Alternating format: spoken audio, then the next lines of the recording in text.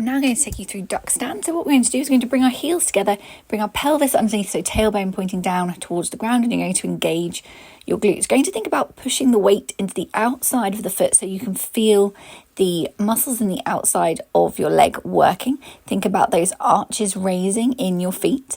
And we're going to hold this for 30 seconds, and we're going to do a few of these today. This exercise really helps to strengthen the muscles that assist with rotating the leg outward and thus helping the arches of your feet to stay in a better position and also the knee to track over your toes. So it's going to be really vital for keeping muscle balance in the leg.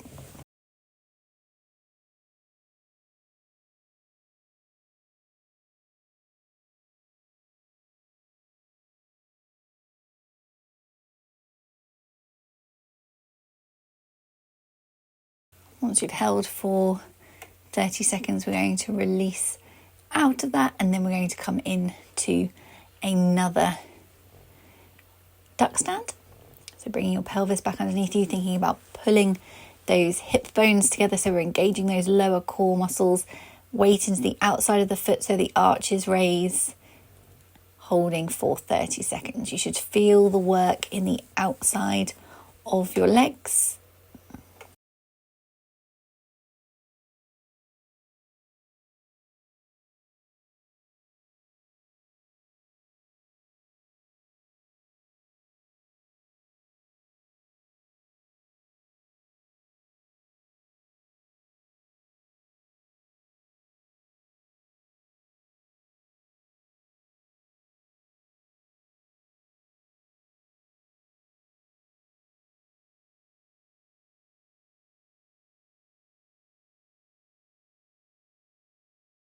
And then once you've finished, coming into your rest pose. I'm now going to take you through a lunge with side reach. This is a great exercise for your whole kinetic chain. We're going to stand in a neutral spine and then take a step forward. Then you're going to reach out to the side of the leg that is at the front and then to the other side. So you're just going to push your hips out to the side. This is going to work into the muscles in the outside of your legs. So we're working into those abductors.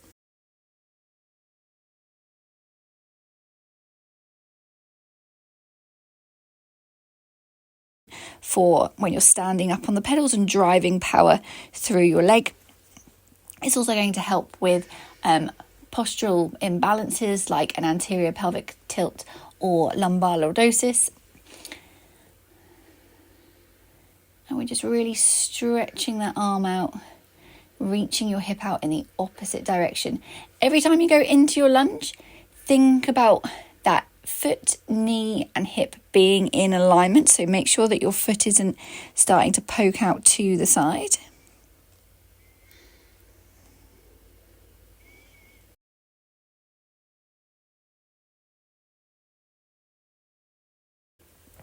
And it's okay, as you'll see from the video, that the knee leans in slightly as you reach out. That's okay. We can allow for that. And this is going to help to stretch those abductors a little bit further. And then we're just going to come back into a rest position. I'm now going to take you through swan dive. So we're going to come down onto the mat, laying on your front. Toes are tucked in, that switches off the glutes. And then you're going to bring your elbow so it's just in front of your shoulder. So you've got a gentle bend in the elbows. We're going to take an inhale at the bottom. So filling those lungs, feeling that belly expand a little bit. Then exhale, engage your core and lift your head, neck and shoulders up off the floor, keeping your head in line with the rest of your spine. You should feel the work coming from that upper back. If you feel like you're really squeezing your glutes or your feet are lifting off the floor, I want you to try coming up not quite so high and really turn those toes in to really help to switch those glutes off. You might find you get a little bit of tension in that lower back, but it shouldn't feel like pinching and it shouldn't be painful. If it is either of these things, please get in touch and I will give you a different move. holding at the bottom for an inhale, and then we're exhaling, engaging that core and pelvic floor and lifting. When we're thinking about core and pelvic floor, we're thinking pelvic floor, sit bone to sit bone, pubic bone to tailbone. And then with our core, we're thinking about pulling those hip bones together, pulling your ribs down towards your hips. Coming into lifting the arm, you can either lift a double or you can lift single. It's entirely up to you. See how it feels and decide where you want to work. I'm going to, for the rest of the demonstrations, do a double arm lift. And again, you could just lift both arms, but maybe not do the stretch forward if you feel like that is not quite right for you yet. The work should all be coming from that upper back. Trying to keep that lower body switched off.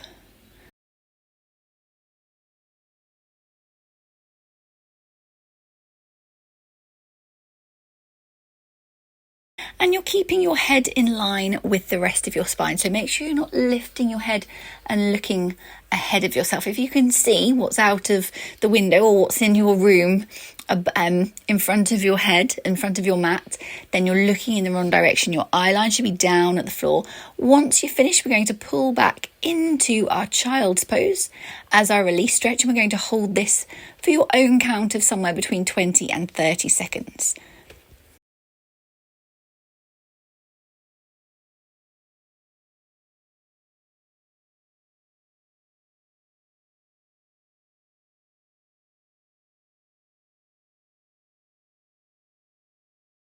Today's side lying exercise is noughts and crosses. This is a really strong exercise for building strength in the hip and around the hip joint, especially the outside of the leg. We're going to lift the top leg up to hip height, and then we're going to start with a circle. Now, as you circle, thinking about keeping your core switched on. So we're thinking rib to hip to hip, pelvic floor. We're thinking sit bone to sit bone, pubic bone to tailbone. So we're keeping everything locked in and tight.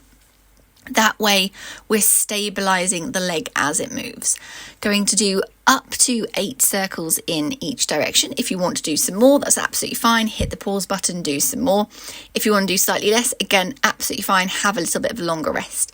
Once you've done your circles in each direction, we're then going to move into the cross element. So we're going to come down to the front, back to hip height, up to the back, back to hip height, up to the front, back to hip height, down to the back. Now, as you're moving that top leg around, especially as you take the leg backwards, really thinking rib to hip. So we're pulling those ribs down towards your hips. Don't let your upper body move. Don't arch your back. Don't let your pelvis roll backwards. This is, like I said, a really strong move. So if you need to reduce it down, feel free to do so. If the other way, you want to make it a little bit more challenging, you can add in some extra reps. That's totally fine with me.